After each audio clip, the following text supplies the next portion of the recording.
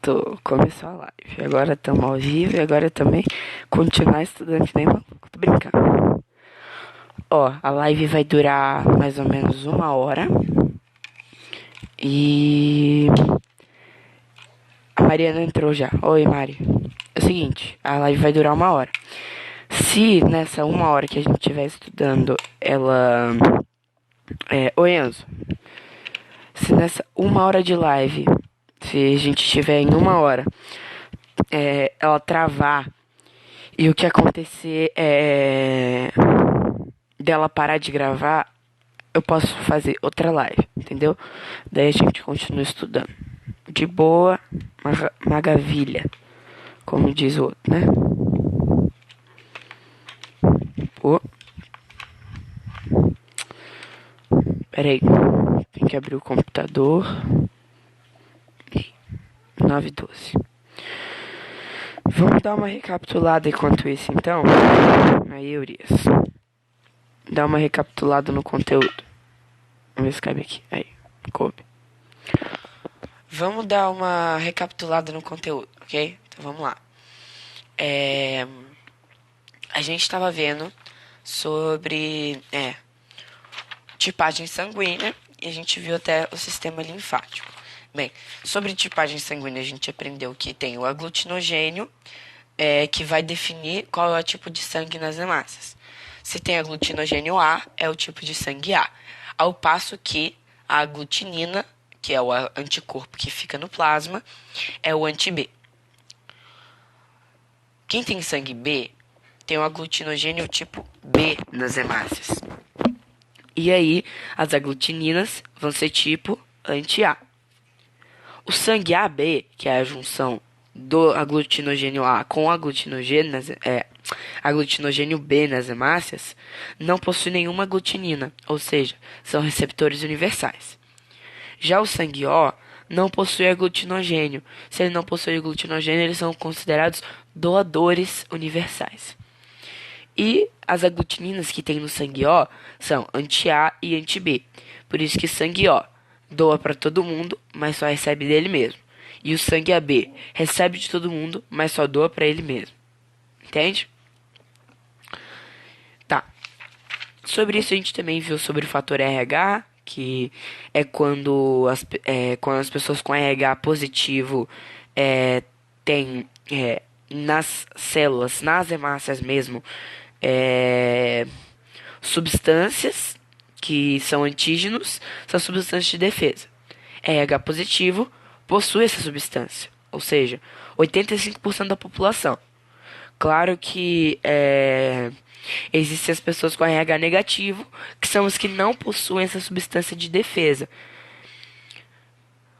Por isso que as pessoas com RH positivo podem receber sangue positivo ou negativo, mas as de negativo só recebem de negativo. A gente viu as tabelas dos doadores na página 290. A eritroblastose fetal, que é a doença hemolítica do recém-nascido. O que acontece nela? Somente nas pessoas RH negativo, os anticorpos do tipo anti-RH não resistem normalmente no sangue e a produção ocorre somente se a pessoa for sensibilizada. A eritroblastose fetal é quando mulheres RH negativo produzem tem a gestação de um filho RH positivo. RH negativo da mãe, RH positivo do bebê. Mas só se isso só vai afetar o corpo da mãe, a mãe só vai ser sensibilizada, no caso a criança só vai ser sensibilizada, se, por exemplo, se for só na segunda gravidez. Na primeira gravidez não tem tanto problema. Ok. Aí, mulher RH na primeira gravidez de uma criança RH negativo, a produção de anticorpos anti-RH durante o parto causa uma sensibilização da mulher. Ou seja, o RH positivo nunca pode estar em contato com o RH negativo. E é isso que tá acontecendo. Ô louco, Pedro, ô louco, voltou a Maria Vitória. Tá todo mundo aí. Tô só recapitulando, tá, gente? Não comecei sistema linfático. Aliás, não recapitulei linfático. E não comecei urinário ainda. Calma lá. Para evitar o problema, quando uma mulher é RH negativo tem seu primeiro filho e ele é RH positivo, logo após o parto ela deve receber uma injeção contendo anticorpos anti-RH. É só isso. É basicamente essa forma de prevenção para o sangue não para não interromper a circulação sanguínea e para não destruir as hemácias do recém-nascido. O que acontece?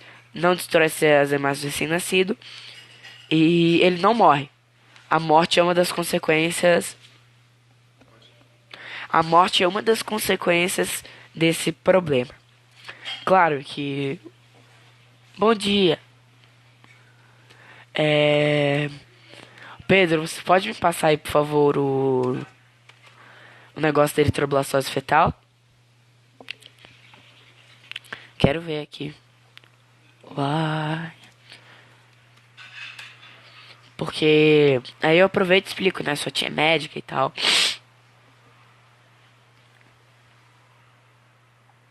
Ah, tá no modo avião. Tá, enfim, continuando. Sobre o sistema linfático.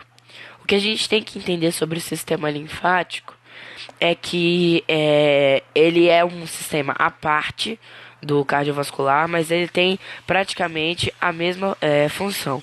O que ele faz é transportar substâncias e água dos tecidos para o sangue ou do sangue para os tecidos. Porque quem faz parte não é só os linfócitos, linfonodos e tal. Os linfócitos T e linfócitos B, que no caso são os glóbulos brancos, eles também fazem parte desse sistema. O que fazem os vasos linfáticos? Eles carregam linfa e fazem transporte de substâncias e água dos tecidos para o sangue, que eu já tinha dito. Aí os principais pontos do sistema linfático no corpo. Tem as tonsilas, que no caso antes eram chamadas de amígdalas, mas agora são chamadas de tonsilas. Os nódulos linfáticos cervicais, o baço, os nódulos linfáticos inguinais, os linfonodos, que estão em toda a parte, e também os vasos linfáticos. Para se reproduzirem mais rapidamente, os glóbulos brancos e a linfa vão direto para os linfonodos. O que acontece? O linfonodo ele é ponto de amadurecimento dos glóbulos brancos. Ou seja, os glóbulos brancos que estavam na linfa vão passar por dentro do linfonodo e vão se amadurecer para poder criar memória de defesa do corpo. A linfa é incolor, constituída por água, sais minerais, gorduras e glóbulos brancos. Ela circula entre as células ou no interior dos vasos linfáticos e recebe nutrientes e substâncias de excreção e transporta células especializadas na defesa do organismo. Ou seja, os glóbulos brancos. Os glóbulos brancos, eles são essas células especializadas, porque sempre que tem um agente invasor, estava travando o sistema linfático. Leva onde para onde? Bem, o sistema linfático, ele pega substâncias e água dos tecidos para o sangue. Ele leva dos tecidos para o sangue ou do sangue para os tecidos também. Porque o linfócito, que no caso é o glóbulo branco B ou o glóbulo branco T, ele é tanto do sistema tanto do sistema linfático quanto do sistema cardiovascular, do sistema circulatório.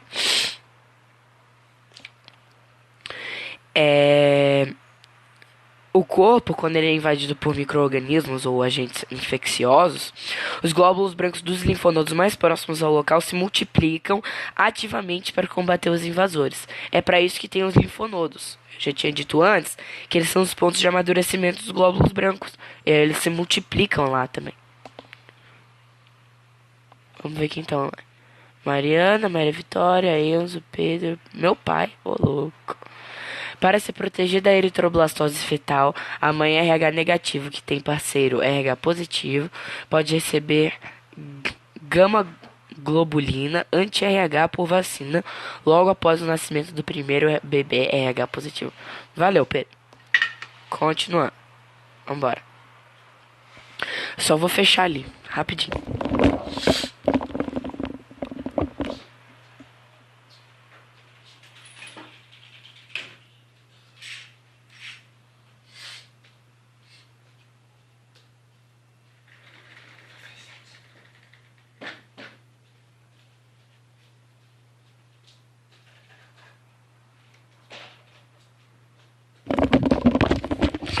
Qualquer dúvida você... Tô aqui aprendendo.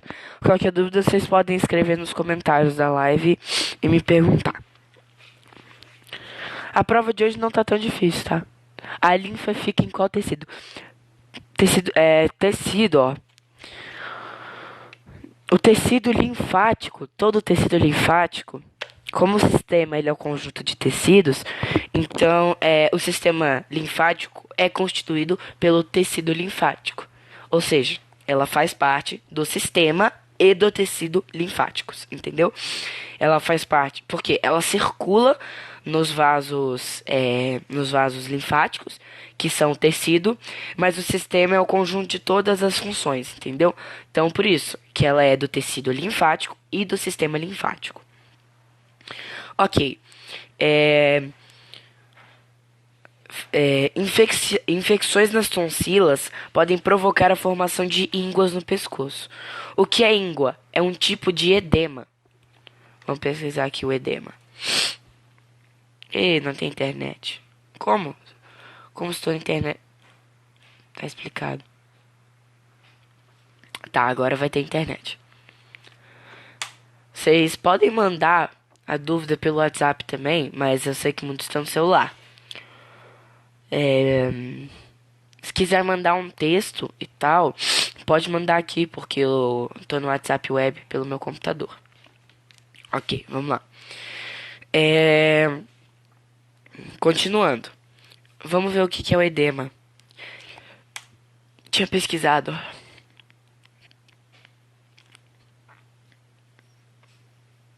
Vamos lá.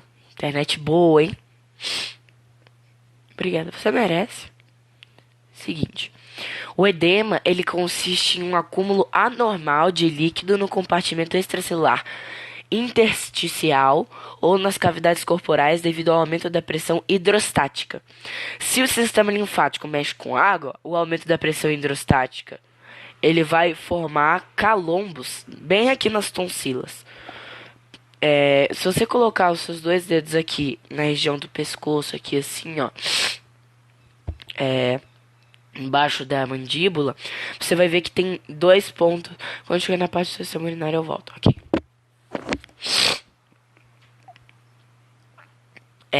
Não, mas se tiver travando ainda vai dar pra ver ainda hoje, por isso que eu comecei a live cedo, entendeu? Aí dá pra postar no YouTube e tal. Tá. Vamos lá então. Se você colocar a mão aqui, você vai perceber que tem alguns pontos que tem as tonsilas.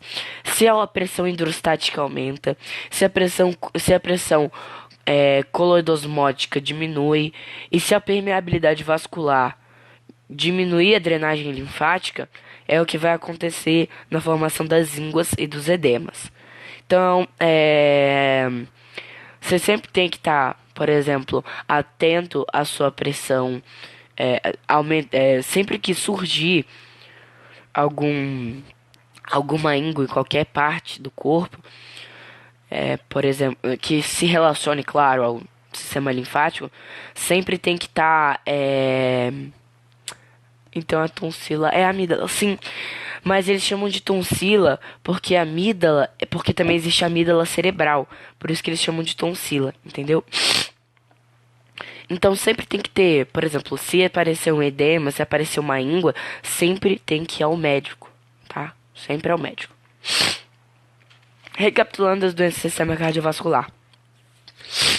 A anemia é a diminuição do tamanho e quantidade dos eritrócitos. O que ela causa é falta de ar por causa da má utilização do ferro da hemoglobina, alimentação inadequada, excesso da perda de sangue e deficiência de ferro. Por causa da diminuição do tamanho e da quantidade desses glóbulos, você vai perdendo a capacidade de ter ferro no sangue, porque a hemoglobina dentro das hemácias, a hemoglobina que tem dentro das hemácias, ela transporta o ferro, ou seja, se você não tiver ferro, a hemoglobina vai praticamente se extinguir do seu sangue.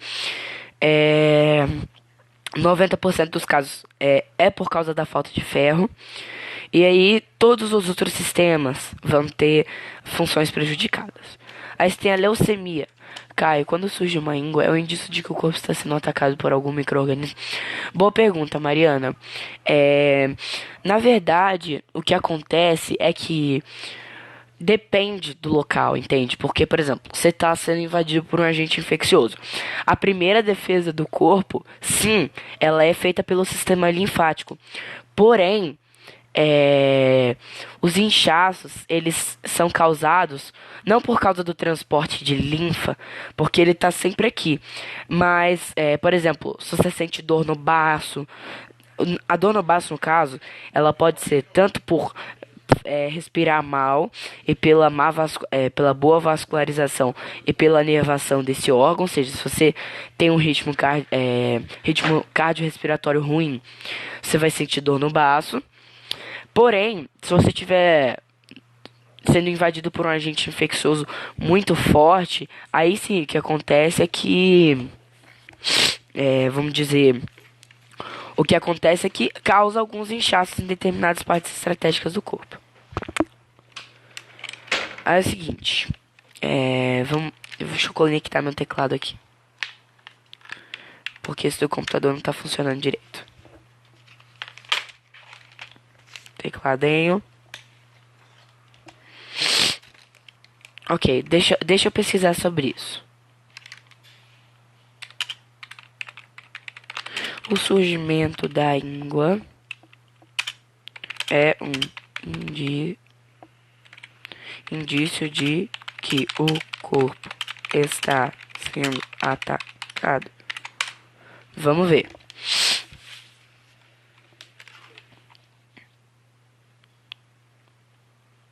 Íngua. Sintoma. Não. Mariana. Vamos ver aqui.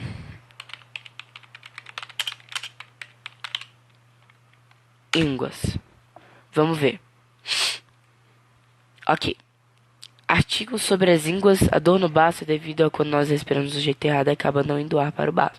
Por isso ele manda um sinal pela dor. Sim, por causa da anervação dele e da vascularização, o que acontece é que quando você tem um ritmo respiratório ruim, quando você está respirando de maneira errada, sim, ele vai mandar uma resposta, porque ele depende do sangue. Se ele depende do sangue, ele depende de oxigênio. Entende? Por isso que ele manda sempre um sinal de dor aqui. Ok.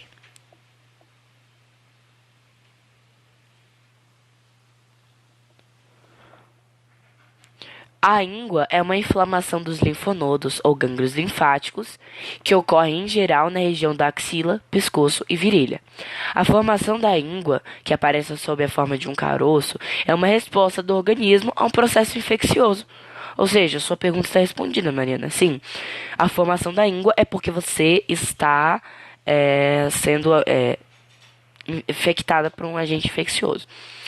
Esse caroço normalmente não é visível, sendo possível apenas percebê-lo apalpando ele. Também pode ser avermelhado, quente e dolorido, ou seja, telefone que toca. Ok. Enfim, aqui tem mais coisas, mas a parte do... Chegou na parte... Não, Pedro, porque estão surgindo muitas dúvidas de última hora aqui. E é isso. A formação da íngua que aparece sob a forma de um caroço é uma resposta do organismo a um processo infeccioso.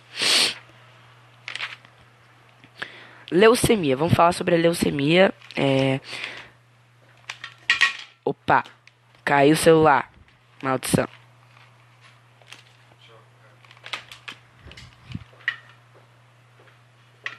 Ajeita. Cara, pra ajeitar o celular só meia hora. Isso. Agora tá certo.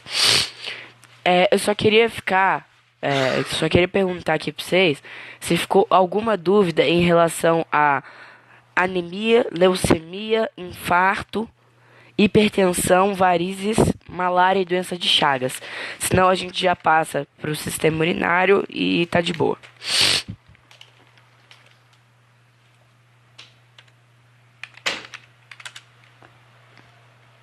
Tô esperando aí, tá? Pode.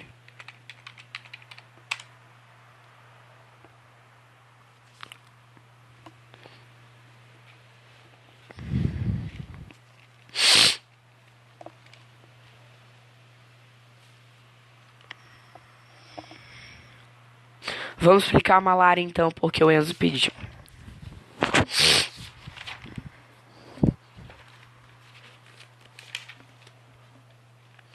Hipertensão. Perdi a parte do malária. Vamos recapitular tudo, né? Que eu já vi aqui. A única coisa que não ficou de dúvida foi sobre o infarto, né? Que vocês não estão perguntando assim sobre infarto. Eu falei, gente, os povos já devem ter infartado várias vezes e já devem saber, né? Sacanagem, tô brincando. Vamos lá então. Vamos falar sobre a hipertensão. A hipertensão é quando acontece aumento da pressão arterial. Ela é uma doença crônica que aos poucos vai afetando o sistema cardiovascular. Problemas com o sangue. Essa doença ela vai afetar 15 a 20% da população brasileira e é uma das principais causas de morte no Brasil. Em geral, ela não apresenta sintomas, mas a pessoa pode ser hipertensa por muito tempo e não saber de nada disso. Somente quando a doença causa danos ao organismo que ela é descoberta, algumas vezes, claro. Aí, essa doença crônica ela pode afetar o cérebro, dando AVC, acidente vascular cerebral, afeta o coração e leva a um infarto, né? A hipertensão vai levar ao infarto. Te amo. Também te amo. E os rins que vão paralisar a atividade, ou seja, falência renal. Não é doença policística, é na verdade paralisação mesmo. Que nem acontece com a diabetes. A diabetes vai reduzindo o funcionamento do pâncreas e do rim. A hipertensão também reduz, só que ela só reduz do rim. R-I-M, rim. Vamos ver quem tá na live.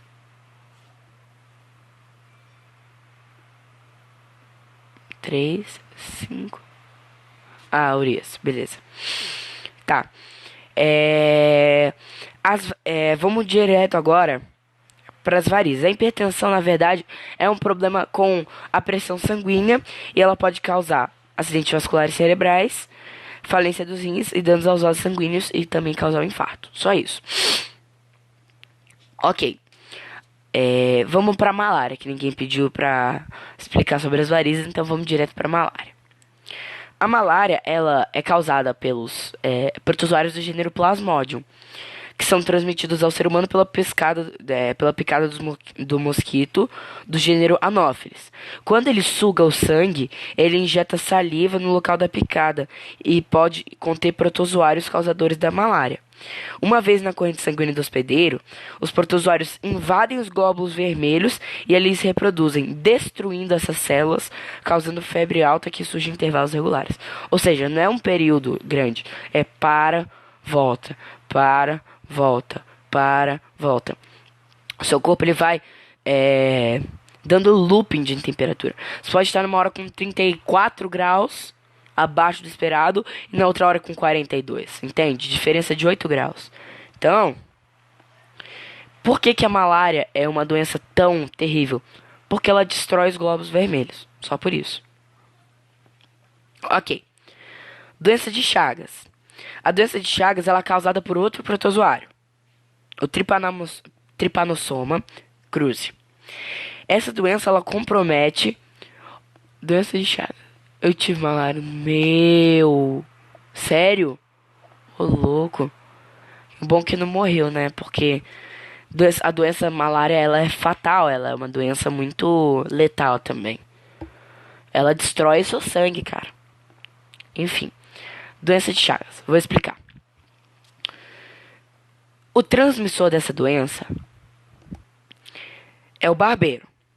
Porém, o causador é o Trypanosoma cruzi. Quando um mosquito barbeiro pica você, ele injeta saliva e defeca no local da picada.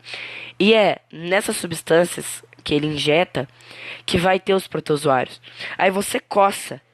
Quando você coça, você empurra tudo isso para dentro da sua corrente sanguínea.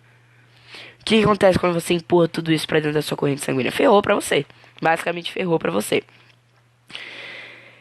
Essa doença, ela compromete o funcionamento do coração, porque ela vai, através da corrente sanguínea, chegar até o coração, vai se fixar ali, vai começar, Chagas lamenta sim, ela aumenta o tamanho do órgão.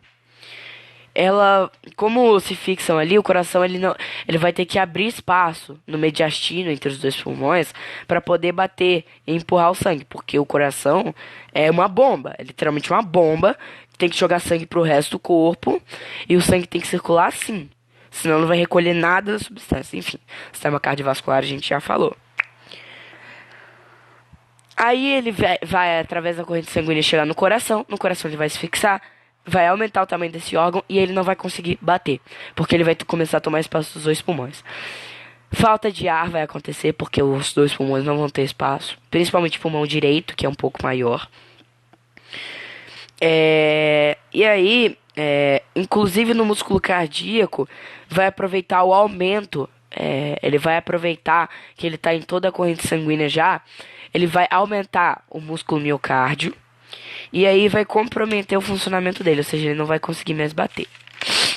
Ok, sobre malária, doença de Chagas, hipertensão e também leucemia e anemia. Espero que esteja tudo de boa, tá, gente? Porque meu pai tinha, afetou o intestino e o esôfago. Meu Deus, gente.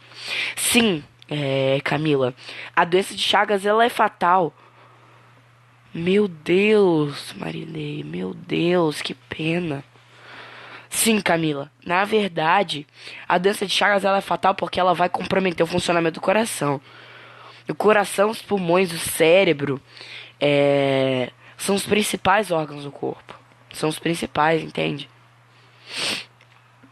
Porque tudo bem que hoje em dia podem existir máquinas que simulem eles, mas são os principais órgãos, tanto que eles são protegidos por ossos. Uma coisa que quem tá no 8º ano, ou quem já tá pra frente, tem que lembrar é que os órgãos vitais eles são protegidos por ossos. E os órgãos que não são tão vitais assim, mas que sim, são muito importantes, são protegidos por músculos. Ossos são protegidos por músculos. Sistema urinário, estamos chegando lá, Pedro. Já estamos acabando aqui. O coração ele é protegido pelo osso externo. Os pulmões pelas costelas, o diafragma pelos músculos intercostais, o cérebro é protegido pelo crânio, pelo encéfalo no caso, né? E é isso. Vamos passar agora para o sistema urinário. Bem, o sistema urinário ele é responsável pela produção e eliminação da urina. É basicamente isso que ele faz. Ele é composto por 2 rins, as vias urinárias, formada por 2 ureteres, bexiga urinária e a uretra. Os ureteres e a uretra são canais de condução. A bexiga urinária é armazenamento dessa urina. Ok, vamos lá. Vamos começar falando sobre os rins. Bem, os rins, eles são localizados nos 2 lados do corpo, um em cada lado da coluna vertebral, ou seja, aqui assim nas costas, um aqui e um do outro lado. Eles medem de 10 a 12 centímetros e eles pesam 180 gramas, gente. O que você come de, por exemplo, se uma pessoa vai no restaurante, o que você come de comida é muito mais do que o peso de um rim. Peso dos 2 rins, no caso. 180, 180, 360. Eles correspondem a 0,8% do peso do corpo. Seguinte. Eles têm formatos semelhantes aos feijões, a gente sabe disso. E eles têm coloração castanho avermelhada. Internamente, tem uma região medular e outra periférica, que é o córtex renal. Na porção medular estão os néfrons, que são as unidades funcionais dos rins. São eles que vão filtrar o sangue. Estima-se a existência de aproximadamente 1 milhão de néfrons em cada rim. Se você tem 1 milhão de néfrons em cada rim, 2 rins, 2 milhões de néfrons. Eu aprendi matemática, né, gente? Os rins, eles são órgãos responsáveis pela filtração do sangue e retirada de resíduos tóxicos provenientes do metabolismo celular. Ou seja, o que o sangue faz? Você sabe que o sangue ele não circula só pelo coração e pelo corpo. Ele passa por dentro dos pulmões para ser reoxigenado, mas ele também passa pelos rins para poder ser filtrado.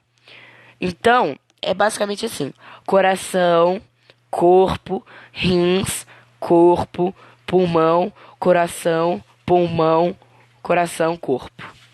É uma enorme circulação do sangue. E aí você tem as divisões do rim. Você tem o córtex renal, que é a parte um pouco mais interna, a cápsula renal. Você tem também o cálice renal, que conecta com o ureter através do pelve e do cálice. Tem o pelve renal e tem os néfrons, que ficam na medula renal. Os néfrons, eles são as unidades produtoras da urina, filtração do sangue, e ele vai para o cálice. Tá. Sobre a estrutura do rim, tá tudo de boa, né? Vamos passar agora para o néfron. Néfron. Ok. Os néfrons são os locais onde efetivamente a urina é elaborada. Cada néfron tem um enovelado de fios capilares oriundos da artéria renal, que recebe o nome de glomérulo. Cada glomérulo é envolto pela cápsula de Bowman, ou cápsula glomerular, que se estende por um conjunto de túbulos, nos quais a urina é filtrada e coletada para ser enviada a outras partes do sistema urinário. Vamos dar uma olhada aqui. Eu vou entrar nos suez da professora Letícia. Sim, porque os suez dela são muito bons. Não, tem um teclado aqui mais perto, né, gente? Vamos lá. go.gl/POC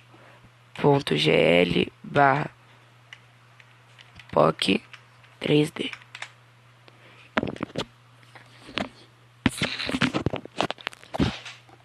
Esse link que eu digitei aqui, ele vai direto para... Ele vai direto pro negócio da professora Letícia. Vamos lá. Carregando isso aí, tá, gente? Sistema urinário. Estrutura do sistema urinário é formado pelo... isso aqui a gente já falou, tá? Tá.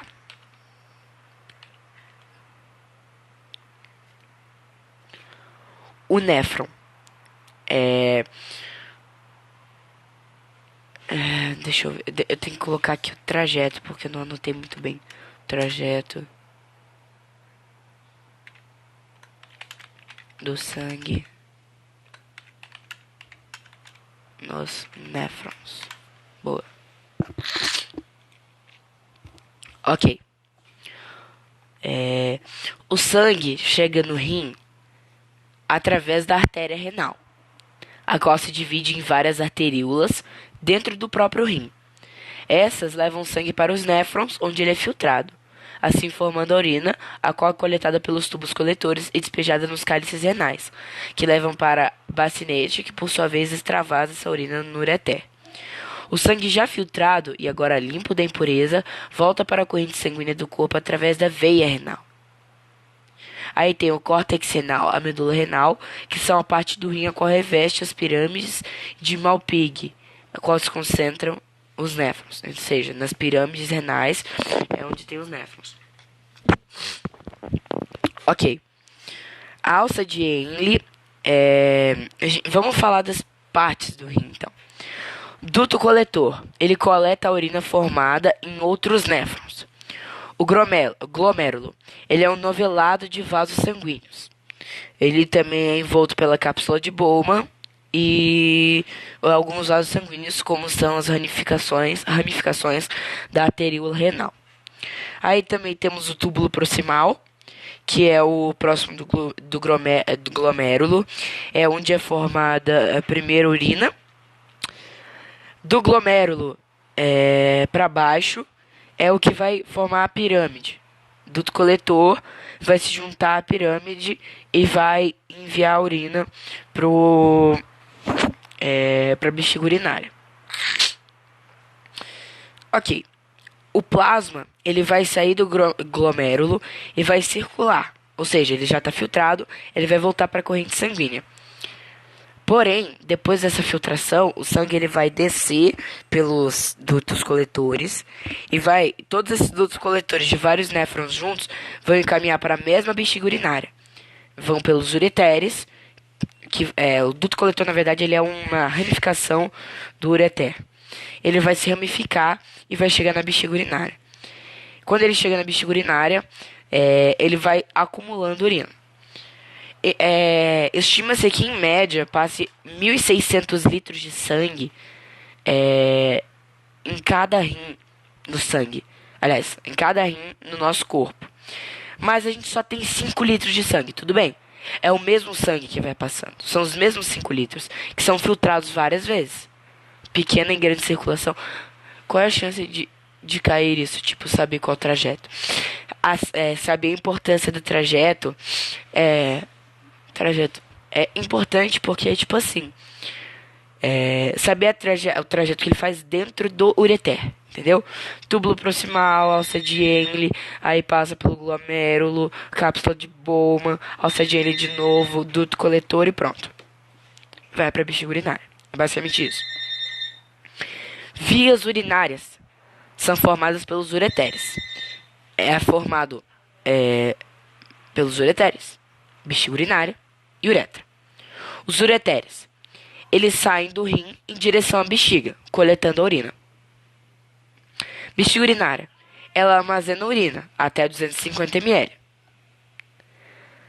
E a uretra conduz a urina ao meio externo. Aí existem 2 tipos de canais condutores, no pênis ou na vulva. A sua comunicação com a bexiga ocorre por meio de anéis musculares, esfínteres de contração voluntária, que ao relaxarem-se levam à micção ou eliminação da urina, ao mesmo tempo que os músculos da bexiga contraem-se, contribuindo para seu esvaziamento total. Ou seja, a contração dos músculos e a micção ocorrem ao mesmo tempo para que ela seja esvaziada totalmente. Na mulher, a uretra tem apenas 4 centímetros e por ela somente é eliminada a urina. No homem, a uretra é comum aos sistemas urinário e genital. Por ela podem ser eliminados ao mesmo tempo sêmen, que é o líquido que contém os espermatozoides, e a urina. Produção e eliminação da urina. Bem, a urina ela é produzida quando você tem a filtração do sangue nos néfrons. O sangue entra no rim pela artéria renal, chegando ao glomérulo do néfron. Ali a água, os sais minerais, a ureia, a glicose, os aminoácidos, as vitaminas e outras substâncias presentes no plasma passam para a cápsula de Bowman, seguindo para os seus túbulos. E acabou. Nesse trajeto, a parte da água, dos aminoácidos, da glicose, das vitaminas, é reabsorvida várias e várias vezes. O material restante que vai compor a urina será eliminada do rim por meio do pelve renal. Dos rins, a urina percorre os ureteres, que comunicam os rins com a bexiga urinária. Gotejando continuamente, a urina vai se acumulando na bexiga, que é um órgão com paredes muito elásticas e uma abertura inferior onde se abre a uretra. Ela possui os músculos circulares que vão fazer contração voluntária, aliás, contração involuntária, para poder expulsar a urina dali. Como conseguimos segurar a urina?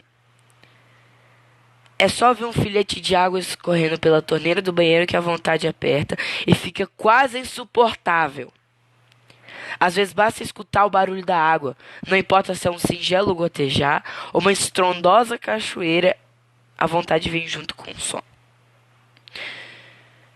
A gente aprendeu com os anos a segurar por causa de uma questão da ética, segurar o xixi, segurar a urina. Porque, por exemplo, professor, preciso ir no banheiro. Professora, preciso ir no banheiro. Segura um pouquinho, a aula já está acabando. Então, a gente consegue segurar a urina porque a gente tem um sistema nervoso autônomo lá. Assim como a gente tem um sistema nervoso aqui, na cervical, no estômago. Sim, no estômago tem um sistema nervoso. A gente também vai ter na bexiga agora. A gente desenvolveu isso ao longo dos anos. manda informações e a gente vai segurando. De pouco em pouco a gente vai segurando. Vamos ver quem tá online. Pedro. Ah, só o povo da sala agora. De boa. Vamos lá então. Composição química da urina. A composição química da urina depende da dieta alimentar do indivíduo, mas em geral tem água, ácido úrico, ureia, sódio, cloro e potássio. Não deve conter glicose, que foi reabsorvida, e nenhuma molécula grande como proteínas. Quando ocorre a eliminação de proteínas pela urina, ela apresenta cor de tijolo. Observe ao lado um gráfico com a composição aproximada da urina. 95% de água, 3% de ácido úrico, amônia, creatinina e sais minerais e 2% de ureia. Se a sua urina ela apresenta alguma anormalidade em relação a essas composições químicas, é porque tem algum problema. Você tem que rever o seu, por exemplo, hábito alimentar. Tem que rever também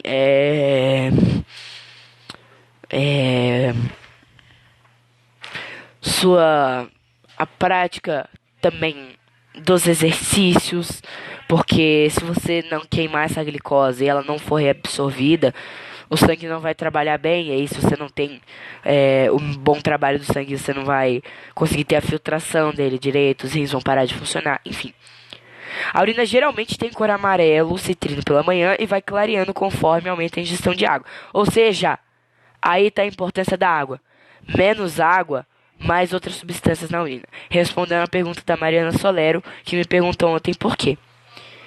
Como de noite a gente descansa, a gente não consegue ir no banheiro, a gente não consegue eliminar essa urina de nenhum jeito de noite, durante o descanso.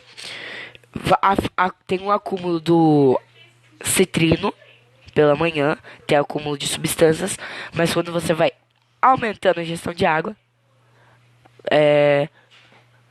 vai melhorando, vai clareando a urina. Eu já falei do rim como filtro, mas vamos falar por que a urina é amarela. Sabe quando a gente viu sobre a bilirrubina lá do fígado, da vesícula biliar? Então, a cor amarela da urina se deve a uma substância chamada urobilina. É um tipo de bile, é um tipo de corante. Na verdade, não é corante, é um corante natural, pigmento natural. Mas ele é só da urina, entendeu? Não é que nem a bile, que é do fígado. Esta aqui é especial ao sistema urinário. A hemoglobina liberada pelas hemácias é quebrada ainda no sangue, formando compostos menores que são absorvidos pelo fígado, passam pelo intestino e retornam ao fígado, onde são transformados em urobilina. Ou seja, apesar de não ser do fígado, ser da hemoglobina do sangue, ainda passa pelo fígado. Lembra da explicação do sobrenome? Ah, lembro. Lembro, eu não quero comentar sobre isso, tá? Lembro e... explicação mal feita do caramba. Mas enfim, vida que segue, vambora. Eu já falei que o rim produz 1,5 litro de urina por dia, 1.600 litros de sangue, enfim. Vamos aí às doenças do sistema urinário. Tá. Peraí. Formação e eliminação da urina, tá. Ai, meu Deus, isso aí é muito chato. Ó, eu vou falar de novo sobre a formação da urina, porque eu não sei se ficou muito claro, tá? Porque pra mim não tá muito claro isso ainda.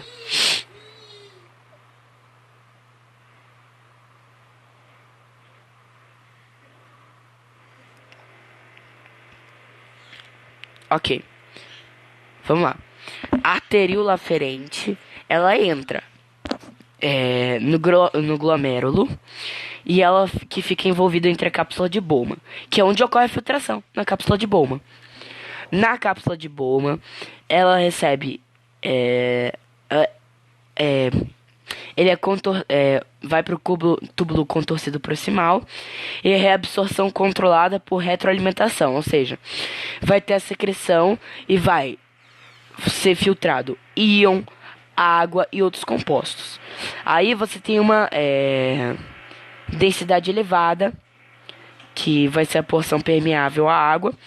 Ela vai cair, vai continuar pelo túbulo proximal na alça de Henle, ou seja, vai passar pela alça de Henle, que tem uma densidade elevada, porção impermeável à água, onde ele recebe o que é isso aqui mesmo? Pera aí, eu tenho que dar uma olhada.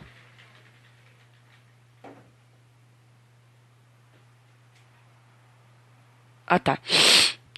Tá. Ele recebe um impulso nervoso que vai levar ele para cima. Ele vai receber aqui, no caso, sódio. Ele vai para cima e vai continuar reabsorção de água e dos íons. Retroalimentação não requerida. E é ali na cápsula de Bowman onde é formado a primeira urina. É isso que eu tava com dúvida. Tá certo. Doenças do sistema urinário. Temos os cálculos renais. O que acontece? Os cálculos renais, eles são pedras que aparecem no rim. Cálculo, pedra. Renal, rim. Vou ter que sair. Pode falar sobre as glândulas sudoríparas? Urias, eu não vou conseguir falar sobre as glândulas sudoríparas agora, até porque a gente já tá até um pouquinho longe desse conteúdo. A gente tá na página 304 agora, e eu vou lá pra página 312. Se você quiser assistir depois, essa live vai estar no YouTube, tá? Ela vai... Ainda hoje ela consegue entrar, beleza? Não se preocupa. Vambora então. Como é que os cálculos renais eles são formados?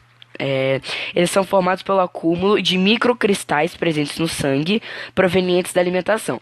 Mais uma vez, a alimentação prejudicando a gente aqui. Muito sal, tá? Muito sal vai fazer você ter pedra no rim. Porque esses microcristais de sódio, eles vão grudar na prega do teu rim, vai grudar lá no teu ureter, aí tu vai ficar com dor, não vai saber por quê, entendeu? Trata de se alimentar direito. Eu vou ter que sair pra cuidar do meu irmão. Tudo bem, só ver essa live no YouTube depois. Maneiras de evitar cálculos renais é ingerir muita água, aproximadamente 2 litros, que vai ajudar o rim a circular essa água e levar esses microcristais para o exterior. Ou seja, não comer muito sal e tomar muita água para eliminar. Os cálculos renais ele podem acarretar dores muito fortes, o que requer atendimento médico. O que acontece? Para poder acabar com esses cálculos renais, o que acontece? Cálculos renais são demais para passar pelas vias urinárias. O impacto de ondas de choque fragmentam esses cálculos. Daqui a pouco eu volto. Cálculo renal seria uma hipersaturação da urina. Na verdade, a hipersaturação da urina, sim, seria uma das causas, sabe? Porque a hipersaturação da urina, muitas vezes esses microcristais do sódio, Maria Vitória, eles vão ficando pela corrente sanguínea, aí eles se acumulam. Eles vão se acumulando, vai grudando. Você imagina que isso aqui é via urinária. Tem vários cristais passando. Só que, como tá cheio nas vias urinárias, fica cheio água com sal. Aí alguns deles se depositam aqui e aqui embaixo. Aí eles vão formando microcristais, viram pedras e dói mesmo. Dói mesmo. Ah, falar em pedra. Pera aí. Mãe! Você tem aquelas pedras ainda?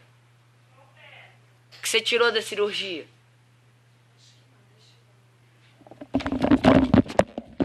Daqui a pouco, pra quem continuar aqui, vai ver pedras.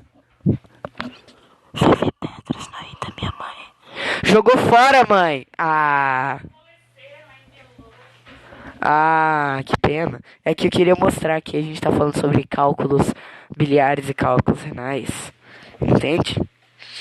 Enfim. Aí depois que essas. Depois que esses cálculos recebem uma onda de choque, eles se fragmentam e são expelidos junto com a urina. Mas isso sempre requer atendimento médico, entende? Porque é uma coisa séria, dói, prejudica o rim.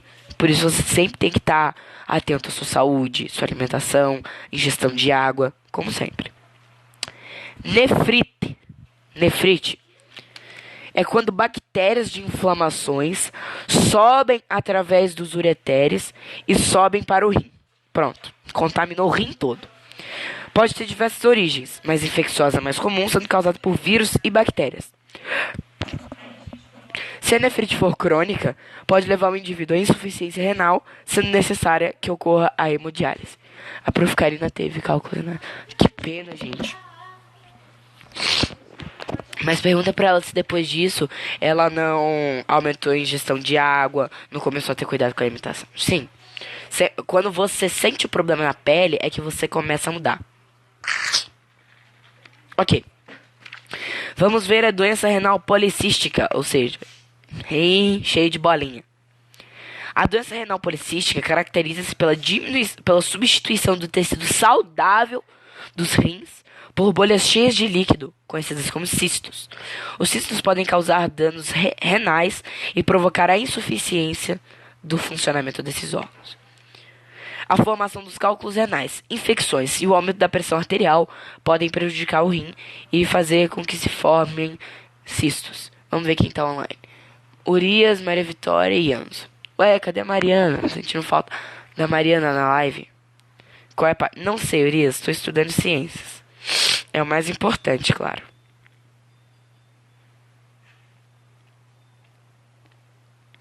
Deixa eu ver se teve dúvida.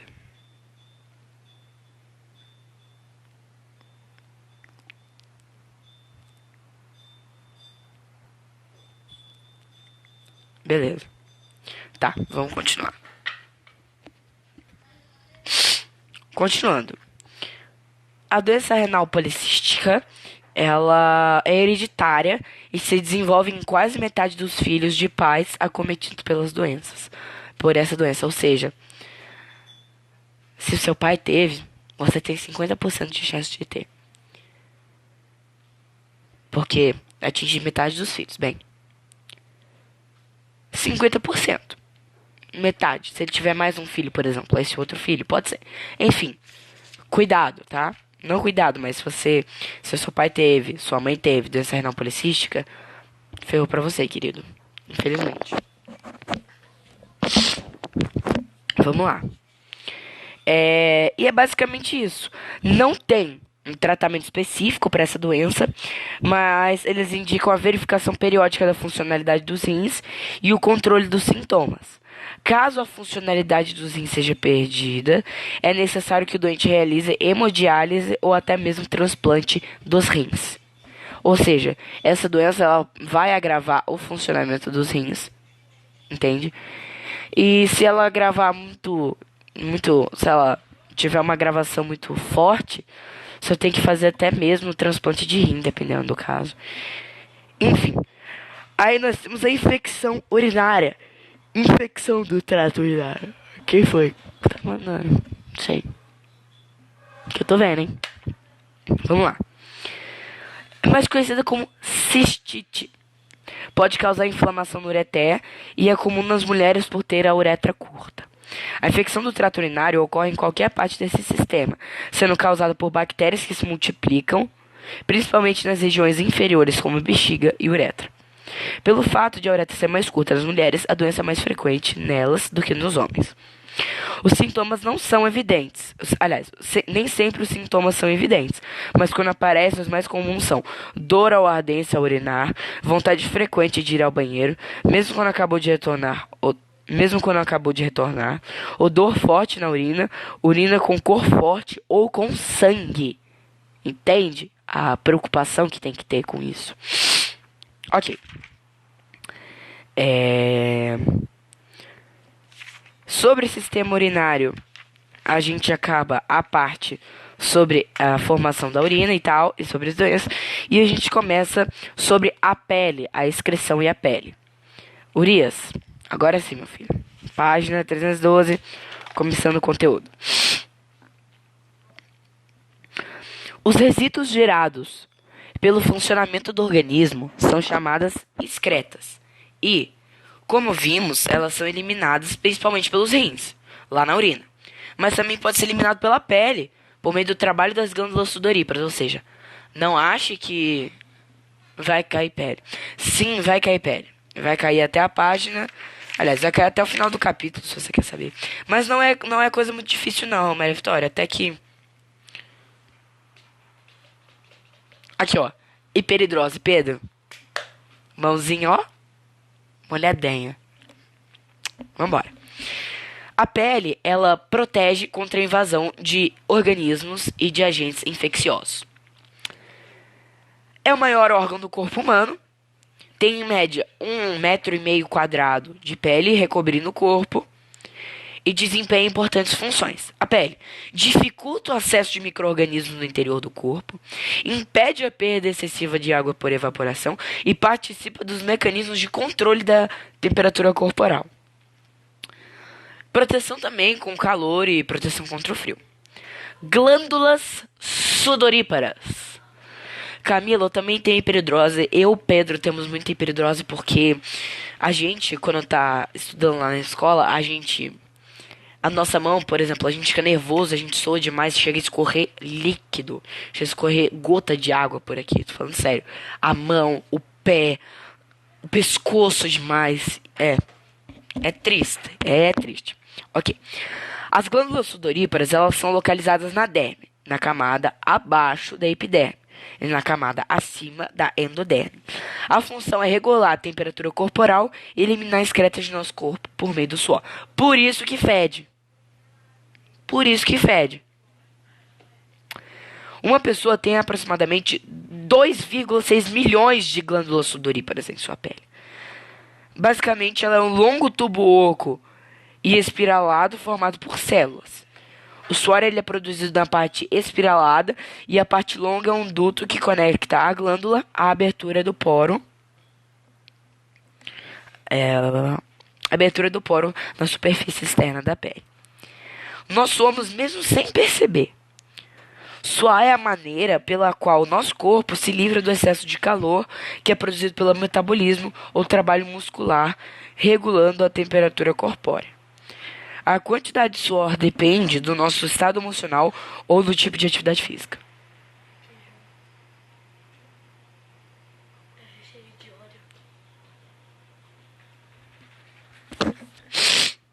Ok.